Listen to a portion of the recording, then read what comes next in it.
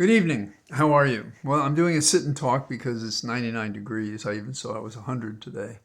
And so, you err on the side of caution. I'd much rather be outside than work on an inside machine, but there it is.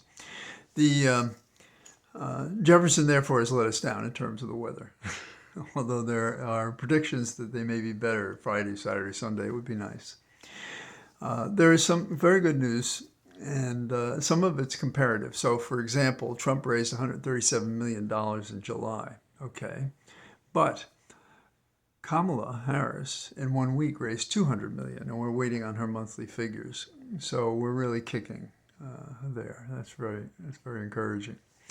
Trump's racist bullying in a China shop meeting that he had with black journalists yesterday prompted Kamala to say we deserve better, and that basically this is just another example about how he lies. He lies about everything, and so he's lying about her.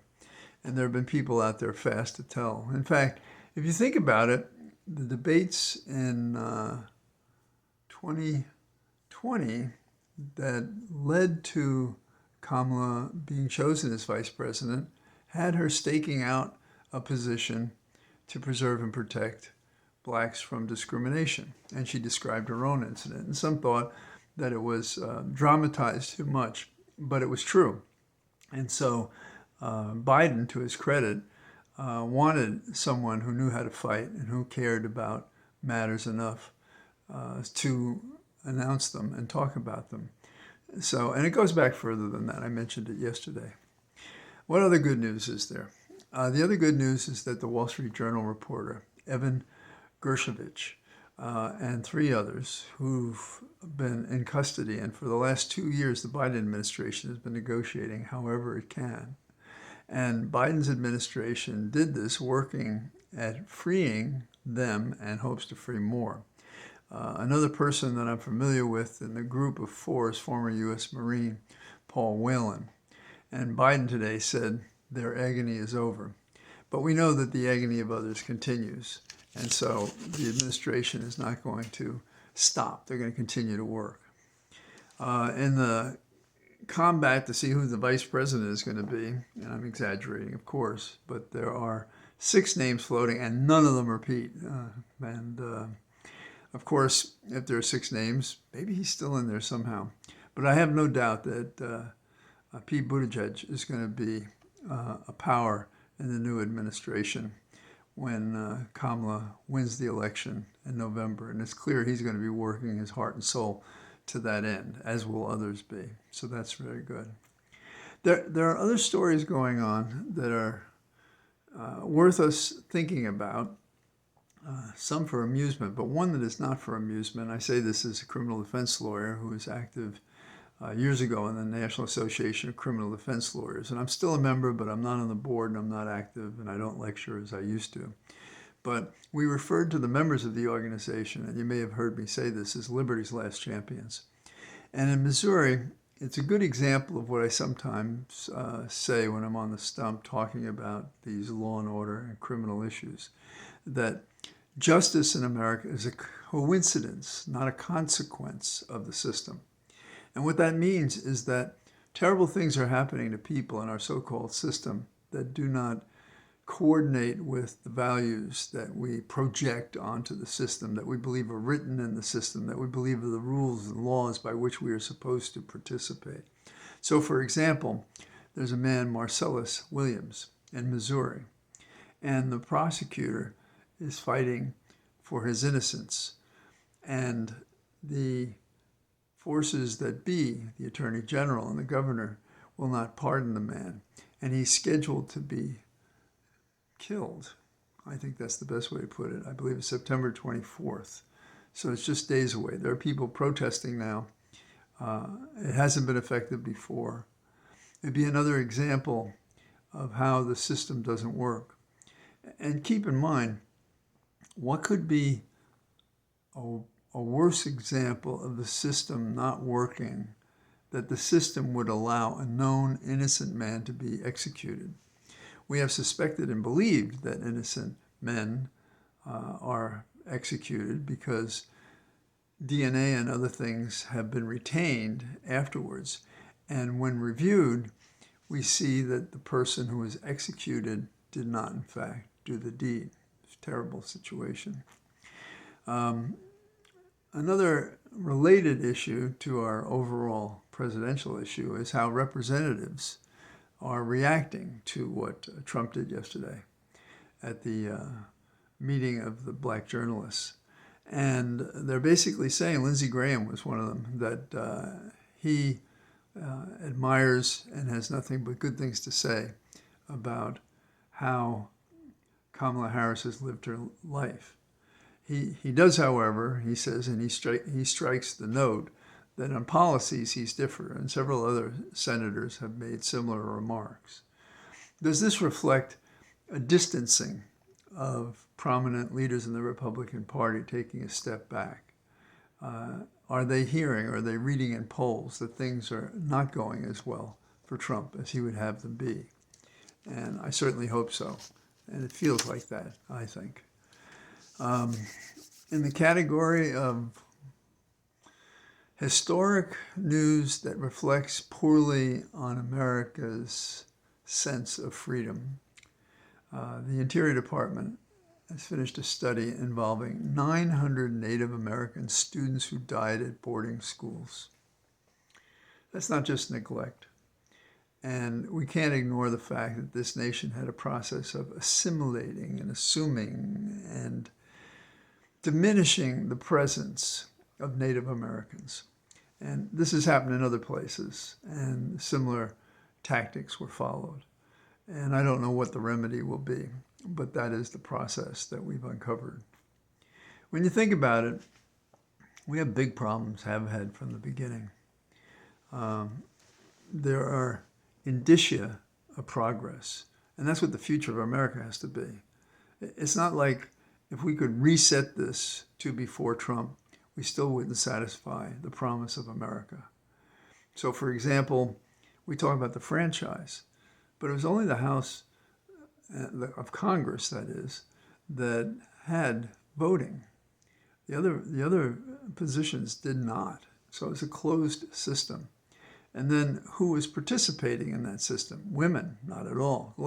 Slaves, not at all. People without property, not at all. And so I always hear in my mind, we've come a long way, baby, because women were at the end of that conga line, if you will, and it wasn't until 1920 that they got the vote. And it was part of a bargain, too, that they would support the temperance positions in exchange for having equality and equality in the sense of being able to vote. So we've had a rough time coming to this point. But one of the areas that we overlook is how we treated Native Americans. Because if when we came to this land, it was uninhabited, then it could be seized by whomever landed. And so if you treat Native Americans as not existing, then you can invoke that international law. The lies we tell to do what we do. On a lighter note, Olympians are unhappy with the food that they get. Plant-based food is being served, not dogs, veggie burgers. And they're asking, where's the beef? Now, some people don't understand that this is the diet of longer livers in the future, meaning that it will extend your life. It's also good for the environment. And as a person who did it, started in my 40s, changing from eating all sorts of meat and stuff like that, and going vegetarian and vegan, what I learned was my taste buds, when I ate vegetables for a while, were free of the sugars and salt and fats that are the selling item for most of the things that we eat that compromise our life and our vitality as we're eating it. Okay, so I'm on my soapbox a little bit, and some of you are just saying, oh yeah, next thing I'm going to do is tell you to take a kale salad. No, you don't have to have kale in your salad, but there are lots of other things that you could and you should consider. Now, Bill Clinton, who was concerned about his health after he left the White House, he's become a complete vegan. Now, you may follow him politically, but maybe you don't follow him in terms of his diet, but that's something to keep in mind. So let's take stock of where we are. Today was a good day. Releasing hostages, advances for Kamala Harris in terms of raising funds, reaching out to people, reacting on a higher plane than Trump did yesterday when speaking to the black journalists. And I think he would have taken off his clothes and run down the street on fire to get attention because he believes he needs that attention to go forward. And the question is, did he go too far? And I think for some senators, absolutely, they're saying it on the record. They're not even just thinking it, they're saying it. And so that's a positive. But we have to keep in our mind that whoever becomes president is going to deal with some of these other problems. I mean, first of all, there are more hostages. We have to deal with conflict in the Middle East and in Ukraine. We have to be aware of how unsettling things are after the distant assassinations, if you will, of some key leaders in that arena. We have to keep in mind that to go forward, we have to be thoughtful about it. We have to put our energy into the effort and go forward. So the election is critically important to create the context for all of these things to happen that are good for us and for our neighbors, and changing the equation from we're all in this together, making that our objective, rather than this divide and conquer and hate and cause chaos in a society. When you create such chaos, you create a situation in which anything is possible, and meaning anything dangerous and reckless and harmful, short-sighted, that doesn't foresee or consider the implications of a rule that we make for all that is not fair to some or to many. Obviously, there's a variety of these subjects on the Republican side. The Democratic side, I think, is trying to balance the equation in which Americans should enjoy the prosperity that business does, not be shielded or prevented or barred from it, and that the government is meant to be and should be a powerful friend to all citizens to keep business in a communal way, in the sense that it's not enough that you make so much money if you're putting a burden on people and compromising their ability to live. There was a fellow I met one day many years ago when I was campaigning, and he said, "Do you know what Jesus said about lawyers?" And I said, I know a lot of quotes from Shakespeare, but I didn't know any.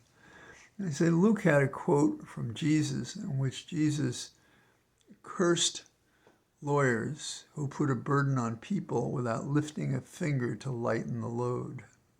That's not the definition of a good government. That's not the definition of a good person.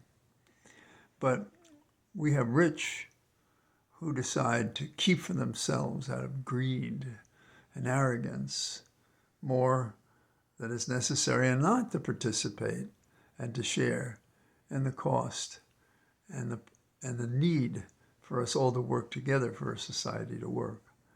And then how do we keep the government in line?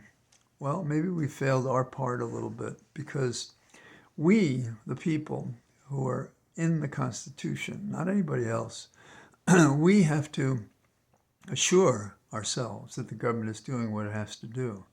And it's no accident that incumbents continue to represent a district, a U.S. Senate seat, a gubernatorial mansion, and so forth, because people don't inquire and don't ask the tough questions. And, well, if we had to reinvent government, one thing would make a difference, and that is the personnel. Another thing would make a difference is defining the character by which we model ourselves on our Constitution and our laws. And if they need to be changed, we do that. So it's a little bit of a wandering statement today. And I hope tomorrow I get out on on the roads, and I'm able to walk and talk as well. So have a good evening. Talk to you tomorrow. Bye-bye.